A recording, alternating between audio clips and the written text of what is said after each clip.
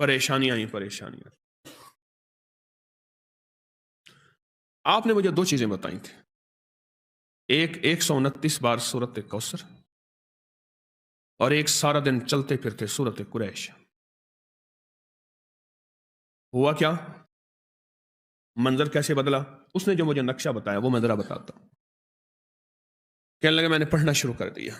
ये मैं बता रहा हूं आपको, एक अल्फाज के जज्बे हैं नात के, एक दिल के जज्बे हैं कि कमली वाले का कोई उम्मती परेशान हाल है तो परेशान हाल न रहे।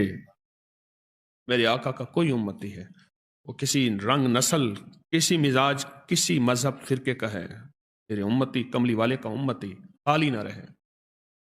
कहा कि मैंने 129 बार सूरत कौसर पढ़नी शुरू कर दी और जज्बे के साथ सूरत कुरैश पढ़नी शुरू कर दी। ये जो उन्होंने लफ्ज जज्बा कहा है ना, यही जज्बा फैसले करवाता है। अल्फाज से ज्यादा कैफियत फैसले करवाते हैं।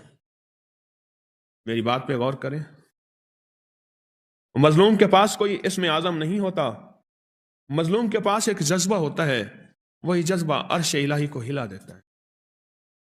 हमारे पास अल्फाज होते हैं, कैफियत नहीं होती, जज्बा नहीं होता, और जज्बे की कमी की वजह से हम महरूम रह जाते हैं। फिर कहते हैं इतना अरसा आए, इतना अरसा किया, क्यों नहीं मिला?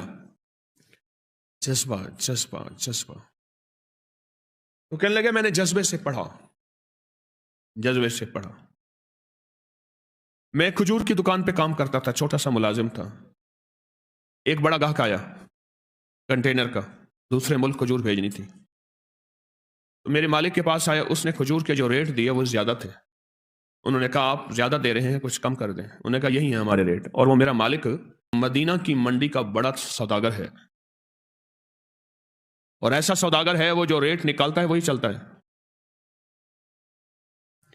कहा कि उन्होंने मुझसे राब्ता किया, मेरे राब्ते थे चूंकि और ताजरों से, मैंने कम रेट पे वही चीज उनको दे दी, कंटेनर भर के भेज दिया और मुझे इतना बच गया। कहा कि वो सबसे पहला तोहफा था 129 बार सूरत कौसर और सूरत कुरैश का। 19 गया, 20 गया, 21 गया, अब 22 भी गया। आज मैं खुद ताजर हूं।